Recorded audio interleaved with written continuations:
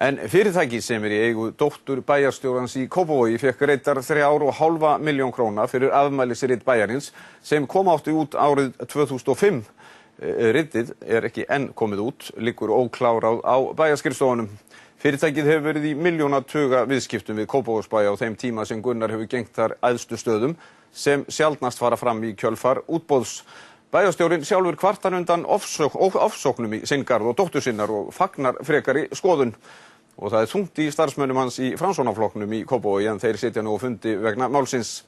Helgi skoðaði málið í dag og ræddi við bæjarfulltrúa og bæjarstjórann í Kópavogi málið.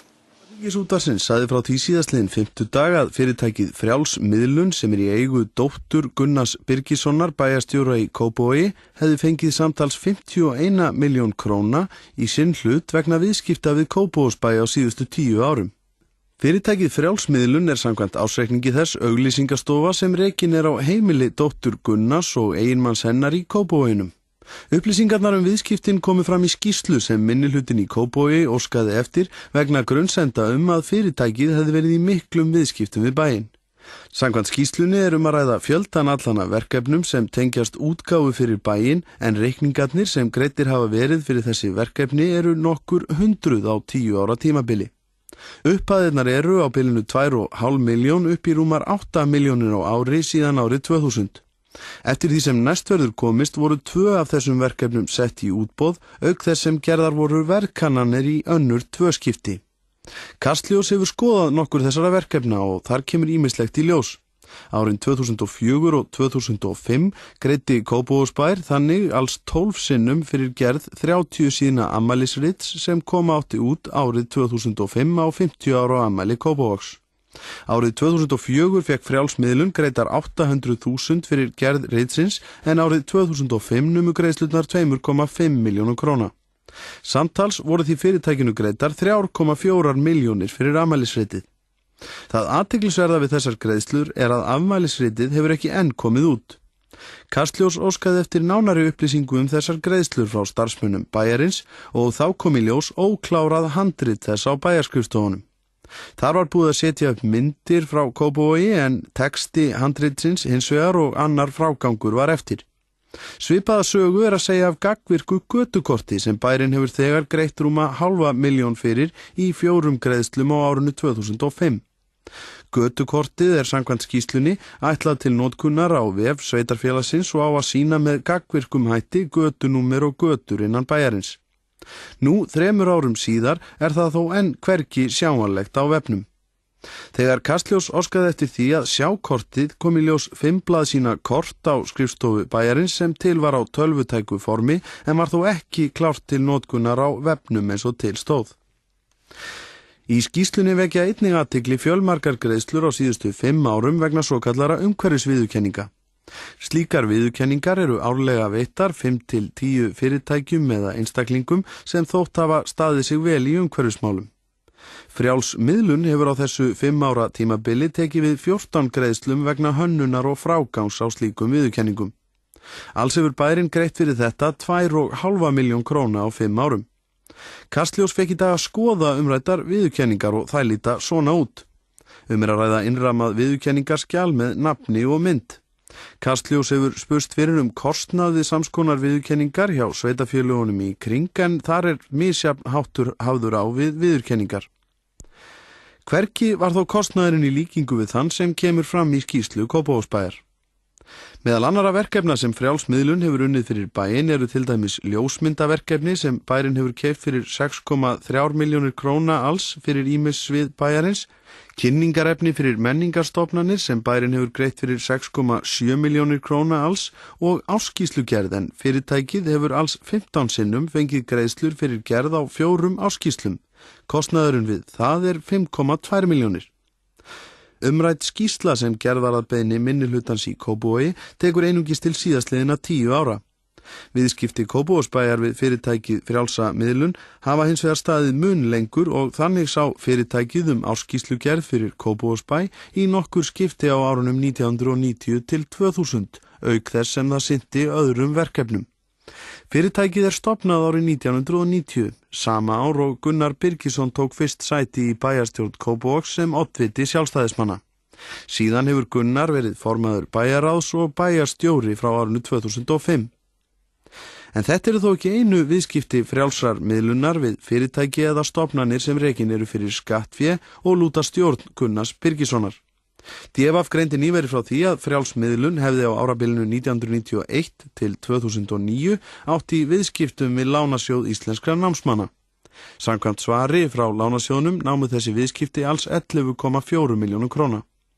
Gunnar Birgisson var stjórnarformaður Lánasjóðsins þegar umrædd viðskipti fóru fram. Ekki fengust sundurliðaðar upplýsingar frá Lánasjóðnum þessi verk. Þau svör eða önnur fengust ekki heldur hjá forsvarsmönnum frjálsrar miðlunar þegar Kastljós leitaði eftir þeim.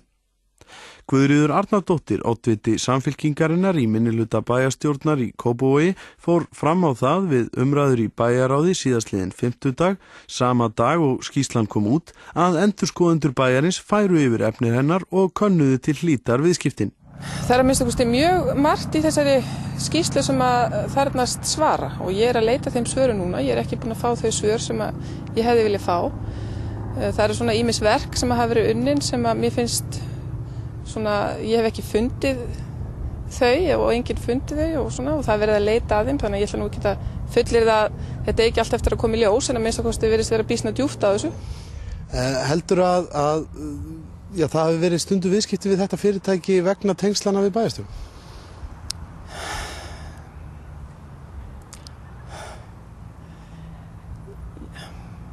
Ég myndi kannski bara orða það að ég held að fyrirtæki hef ekki goldi fyrir það. Viðskipti þessa tiltekna fyrirtækis við Kópavogsbæ, eru þau meiri eða minni heldur en annara sambærilegra fyrirtækja? Eftir því sem við komumst næst þá eru þau meiri. Hvað finnst þér um það? Það sé búið að greiða 3,5 milljónir fyrir afmælisrit bæjarins sem að liggur núna í ókláruðu handriti upp á bæjarskrifstofu. Já, það er náttúrulega ekki annað hægt að segja um það að þarna er verið að fara illa með peninga. Gunnar Birgisson, bæjarstjóri í Kópavogi, segir ekkert óeðlilegt við málið að neinu leyti. Dóttir hans og fyrirtæki hennar eigi ekki að þurfa að gjalda fyrir stöðu hans. Ég hef ekki haft milligöngu þegar þau væri í viðskiptum hér. Þetta var nú 10 ára tímabil. Þannig að þetta voru einhverja 4,6 milljónum meðaltali á ári.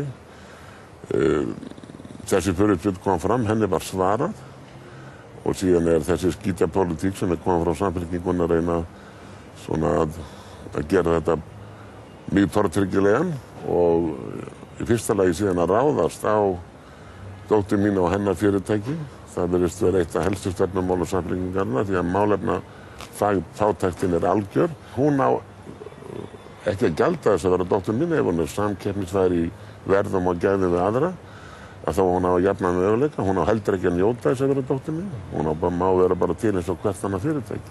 En af hverju hefur þetta þá ekki verið boðið meira út heldur en gert hefur verið ef það er málið? Það hefur nú verið boðið tölvöld mikið út af þessu. Þetta er nú ekki fyrsta skipti þessi fyrirspurn. Ég ætla ekki verið að svara þessari fyrirspurn hér hjá Kópavogsbæ í 3. skipti allavega en ekki 4. á undanförnum 10 árum, þannig að þetta er ekki neitt nýtt. Er það einföld tilviljun, Gunnar, að þetta fyrirtæki skuli bæði vera í þetta miklu viðskiptum við Kópavogsbæ að meðan að þú ert þar í forsvari með einum eða hætti og svo eins að það skuli vera í viðskiptum við Lánasjóð íslenskra námsmanna meðan þú ert þar gegnum stjórnarformennsku?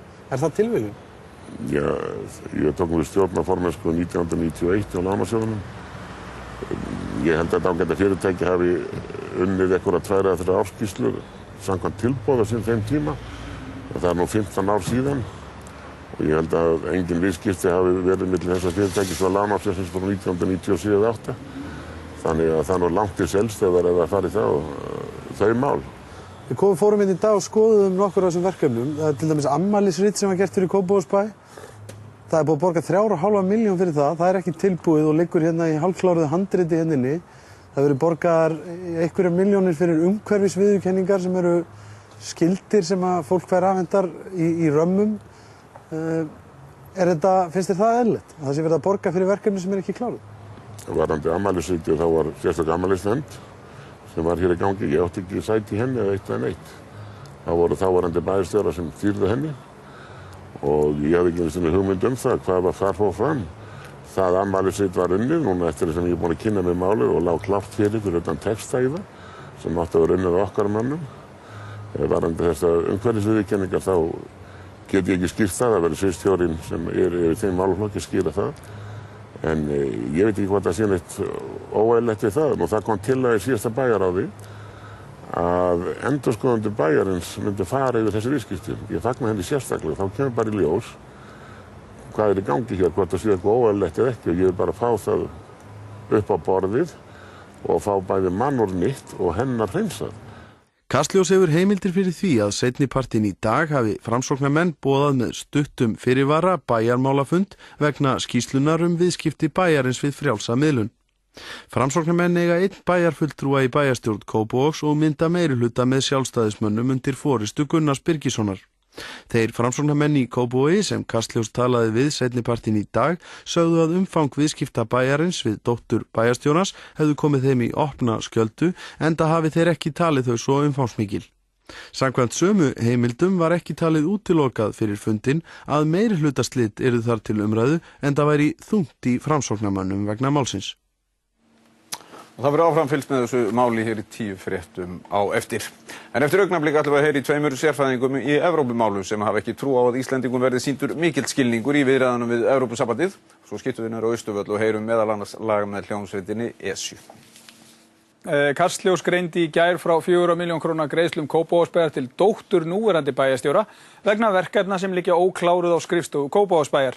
Fyrirtækið hefur samkvæmt skýrslu bæjarins fengið 50 milljónir í sinn hlut vegna viðskipta við bæinn sem í undantekningartilfellum hafa verið boðin út.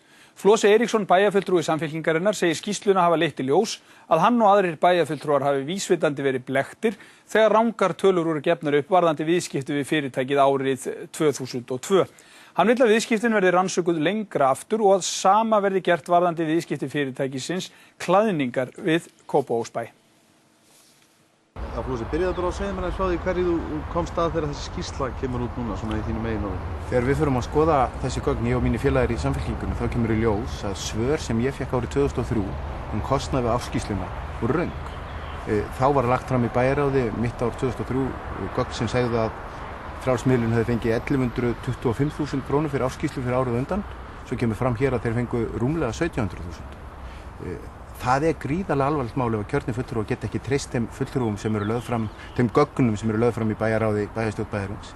Mér finnst þetta að gefa mér tilefni til þess að óska eftir þessi farið enn frekar ofan í þessi viðskipti lengra aftur í tímann vegna þeirra upplýsinga sem eru að koma fram núna. Og mér finnst þetta líka kalla það að við hljótum að velta því fyrir okkur hvort það sé ekki ástæði til að skoða samskipti klæðningar sem þá var fyrirtæki Gunnars Birgissonar við Kópavogsbæ. Af því ég spurði margoft þau viðskipti og fekk ýmis svör og ég ekki vissum að ég trúi þeim lengur eftir að hafa séð það svart og hvítu að ég fekk ekki rétt svör þarna á sínum tíma. Heldur að þú hafi verið vísvitandi blekktur þarna þessu tilfelli? Ég held að mér hefði vísvitandi ekki verið sagt satt. Ég held að ég orðaði það þannig. Og ég held að menn hafi ekki verið lagt sér þarna fram að upplýsa kjörna fulltrúa bæjarbúa nákvæmlega hvað átti sér stað. Það er mjög alvarlegt. Varðandi viðskipti klæðningar við sveitarfélagið á meðan að Gunnar var þar innanborðs og einn af eigendum. Hvaða svör fékkstu á sínum tíma þau viðskipti? Voru þau mjög umfangsmikil? Þau voru mjög umfangsmikil. Þau hluta til að þeim var í gegnum útboð, hluta þeim var samið ákveðnum einingaverðum. Ég spurði þetta hverju ári og fekk það svör. Ég fekk reyndar alltaf mikinn skít og skammir frá formanni bæjarráðs fyrir ég að vera að leggja hann og hans fjölskyldu, þáverandi formann bæjarráðs Gunnar Birgisson, í einelti. Og síðan einhver fúkyrði sem maður hefur ekki eftir í sjónvarpi því tengdu. Svo við erum því vön og þeim viðbröðum sem hann bregst við núna, en ég held að þetta sýnir svart og hvítu að við í Samfylkingunni eigum að halda áfram að spyrja þangað til rétt svör koma fram. Það hefur vakið svolítið athygli að það hefur verið vitað af þessum viðskiptum þessa fyrirtækis við bæinn allan þennan tíma. Hvers vegna þetta heldur að fyrst að koma upp á yfirborðið núna? Þetta hefur svo sem komið upp á yfirborðið áður og við bentum til dæmis á þetta þarna 2000 og 2001 sem að fara nú langt aftur í tímann og þá var ákveðið að minni til að leita verðtilboða og þá lækkaði kostnaðurinn við ársskýrsluna 2 ár milli ára meir en helming, hann fór úr einhverjum 1200.000 í 750.000 og svo sóttum menn svona í sama horfi. Það sem erfitt að varast fyrir kjörna fulltrúa í þessu að það að detta inn litlir reikningar, tiltölulega litlir reikningar hér og þar í kerfinu. Það eru 150.000 fyrir mynd hér, það er 300.000 fyrir PowerPoint show þar og svo framvegis og framvegis. Og yfirsýnin liggur ekki fyrir og svo þegar við spyrjum með þessum afdráttarlausara hætti þá liggur allt í henni fyrir að þetta eru rúmlega 51 miljón á tiltölulega fáum árum. hafið þið ykkur ástæðu til að ætla að það hefur verið greitt fyrir, annarkvort greitt of mikið fyrir eitthvað tiltekin verk eða þá að það hefur hreinlega verið greitt fyrir verk sem að annarkvort voru ekki kláruð eða þá aldrei unnið? Það liggur fyrir að sumt af því sem búið að greiða fyrir hefur ekki klárað, eins og almanlýsritið og gagnvirka götukortið, en þetta ein af þeim spurningum sem endurskoðandi bæjarins hljóta að taka afstöðu til núna þegar þeir svara fyrirspurn okkar eða tillögum það hvort að hér hafi verið eðlilega málum staðið.